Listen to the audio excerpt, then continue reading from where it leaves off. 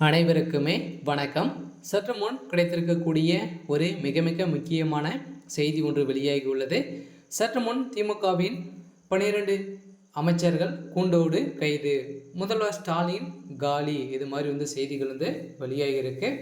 So இதை பற்றி இந்த வீடியோலாம் நம்ம முழுமையாக பார்க்கலாம். ஸோ ஏற்கனவே பார்த்தீங்கன்னா திமுக ஒரு மிகப்பெரிய பிரச்சனைகள் போயிட்டு இருக்கு இல்லையா. ஸோ திமுகவை எதிர்த்து திமுகவில் இருக்கக்கூடிய கூட்டணிகள் பார்த்தீங்கன்னா திமுகவே குறை சொல்லி வரும் நிலையில் தான் இப்போ முதல்வர் ஸ்டாலின் அவர்கள் பார்த்தீங்கன்னா திமுக கூட்டணியில் இருக்கக்கூடிய எந்த கூட்டணிக்கும் எந்த ஒரு பங்கும் கிடையாது அப்படின்ற மாதிரி ஏற்கனவே பார்த்தீங்கன்னா திமுகவை சேர்ந்த அமைச்சர்களும் பார்த்தீங்கன்னா சேகர் பாபு ஒரு நிகழ்ச்சியில் பேசியிருக்கும் நிலையில் திமுக இருக்கக்கூடிய முக்கிய கட்சிகள் பார்த்தீங்கன்னா இப்போ திமுக கூட்டணியை ஒட்டுமொத்தமாக முடிக்கக்கூடிய அளவிற்கு தான் இப்போ பார்த்தீங்கன்னா நடந்திருக்கு. இதன் அடிப்படையில் ஏற்கனவே விசிகா விடுதலை சிறுத்தை கட்சியுடைய திருமாவர்களுக்கும் திமுகவுக்கும் நிறைய வாதங்கள் இருந்தது.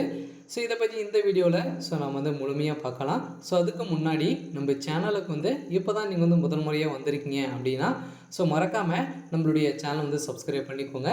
ஸோ வாங்க வீடியோக்குள்ளே போகலாம். பார்த்தீங்கன்னா திமுகவை சார்ந்த அமைச்சர்கள் பார்த்தீங்கன்னா ஏற்கனவே ஊழல் வழக்கில் சிக்கியிருக்காங்க இல்லையா. திமுக என்றாலே ஊழல் அப்படின்ற மாதிரி தான் பேசப்பட்டு வருகின்ற நிலையில் ஏற்கனவே திமுக பார்த்தீங்கன்னா முக்கிய புள்ளியாக 1.5 வருட காலமாக இருந்த செந்தில் பாலாஜி அவர்கள் பார்த்தீங்கன்னா ஊழல் மன்னனாக கருதப்பட்ட ஒரு நிலையில் இப்போ அதை தொடர்ந்து ஊழல் வழக்கில் சிக்கிய திமுக அமைச்சர்கள் பார்த்தீங்கன்னா ஒரு 12 அமைச்சர்கள் இப்போ சிறைக்கு செல்ல போகிறதாக ஒரு பரபரப்பான செய்தி வெளியே வருகின்ற நிலையில் தான் உச்சநீதிமன்றம் போட்ட அதிரடி தீர்ப்பால் இப்போ திமுகவுடைய ஒட்டுமொத்த கதையும் முடிந்திருக்கு.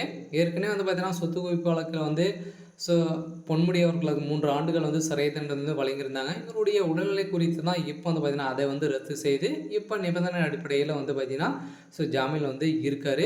இருந்தாலும் இதை தொடர்ந்து ஊழல் செய்த ஒரு திமுக சார்ந்த அமைச்சர்கள் 12 அமைச்சர்கள் பார்த்தீங்கன்னா நீதிபதி ஆனந்த வெங்கடேஷ் போட்ட அதிரடி உத்தரவால் இப்போ 12 அமைச்சர்களோட வீட்டிலும் சம்மந்தப்பட்ட அனைத்து இடங்களிலும் பார்த்தீங்கன்னா ரைடுகள் நடத்துறதுக்கான அனைத்து ஏற்பாடுகளும் இப்போ நடந்துகிட்டு இருக்குது.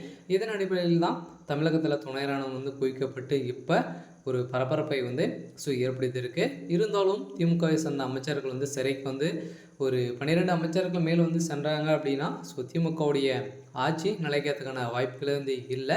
இருந்தாலும் முதல்வர் ஸ்டாலின் அவர் என்ன செய்ய போகிறாரு அப்படின்றது தான் ஒரு பெரிய கேள்விக்குறியாக இருந்தாலும் அமலாக்கத்துறை களத்தில் இறங்க போகிறாங்க.